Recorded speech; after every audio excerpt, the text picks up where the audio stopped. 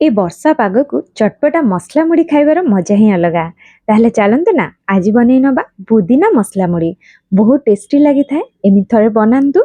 आउ एमती छोटो मोटो भोकरे हो कि संध्या बेला चा सहित इवनिंग स्नैक्स रे आपण को खाई परिबे। बहुत ही बढ़िया लगी थाए। आउ एमिति बनै कि आपण पूरा स्टोर करिकि मासे पर्यंत रखि परिबे। बिल्कुल भी खराब हुएनी। आउ जेते बेले इच्छा सेते बेले एन्जॉय करि परिबे। आशा करूछि भिडियोटी आपण मानकु भल लागिबो। भल लागिले लाइक शेयर और कमेंट करिया को बिल्कुल भी भूलिबेनी। नुआ थिले चैनल को सब्सक्राइब कर देबे। तेबे चलंतु डेर न करी रेसिपी देखि नबा। ए मसला मुढ़ीटी को बनाया पई कि ना आवश्यक मुताबिक मुढ़ी नहीं जिबा जेतिक आपण बनेबे। मु एठी 3 गिना पाखापाखि मुढ़ी नेछि। आ मुढ़ी गुडाक पूरा सिपी नथिबो किंतु मु जो ए मुढ़ी नेछि वर्षा पागक पूरा सिपी जाइछि। एकु किंतु आमे एबे ठीक करिबा। आउ ए उपाय रे आपण जेते बेले भी मुढ़ी सिपी जिवो ना बिल्कुल भी ताको फोपाडिबेनी। ए उपाय रे आपण ताको ठीक करि परिबे। गैस रो फ्लेम को लो रे रखी गोटे कढ़ई बसेबा और लो फ्लेम रे मुढ़ी को 5 रु 10 मिनिट पर्यंत भाजिबे बा जे पर्यंत क्रिस्पी हेनी से पर्यंत आपण भाजिबे। देखंतु किंतु गैस रो फ्लेम को पूरा लो रे रखिबे। आउ देखंतु केते बढ़िया क्रिस्पी हे गला ना मुढ़ी। एई उपाय रे आपण करि परिबे। मुढ़ी तो अब रेडी हे गला। एक गोटे जगह को काढी नबा। आ एठी जो पुदीना फ्लेवर आमे दबा तो सेति पई सब जिंस नै जाईची। एठी मो पुदीना पत्रर मात्रा को बहुत अधिका रखिची।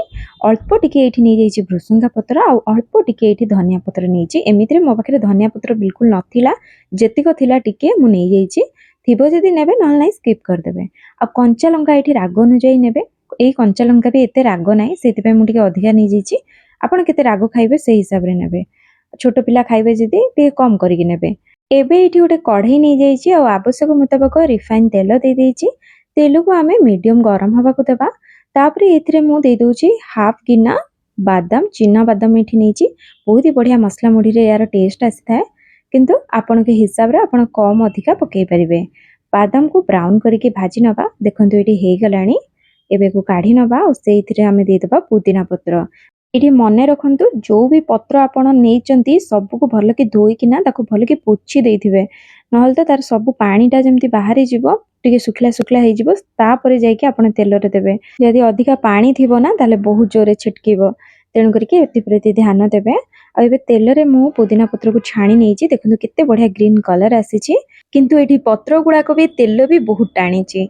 तो ए जो तेल टाणीछि ना पत्र गुडा को आमे जेते बेले एकुना मुढ़ी रे मिसेइबा पत्र गुड़ाक बहुत बढ़िया भाव में मुढ़ी रे लाखिकी रहिबो।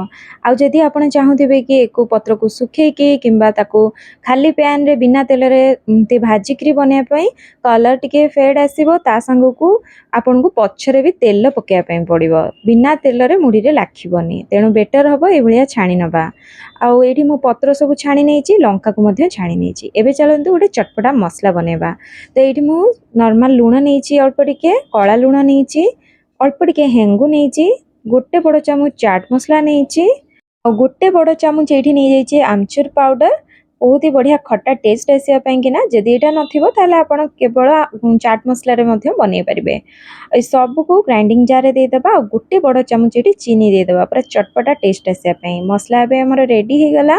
आ जो पत्र को आमे छाणी की रखिथिले सेउडा केते क्रिस्पी भाबरे हेछि। देखंतु बहुत ही बढ़िया हेछि। कलर मध्ये बढ़िया हेछि। एबे को दे देबा से ग्राइंडिंग जार रे पुन थरे एको ग्राइंड करनबा। देखंतु तेल जेहेतु सेउडा टाणी थिला केमती तेल बाहरी आछि। देखंतु एई भलिया हेले ही बहुत ही बढ़िया भाबरे मुढ़ी रे मिसी परिबो।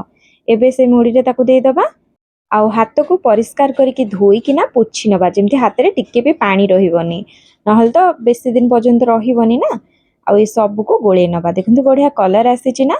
एबे चटपटा मसला दे देबा तादरे ताको पुणी थरे गोळे नबा। आउ एबे एथिरे बादाम पके नबा छाणी की जो रखिथिले ता संग को मेठी किछि ऑप्शनल अछि। एटा सेव पकोउछि। आपण सेव पके परिबे नहल त खाली बादाम रे मध्ये बन्ने परिबे।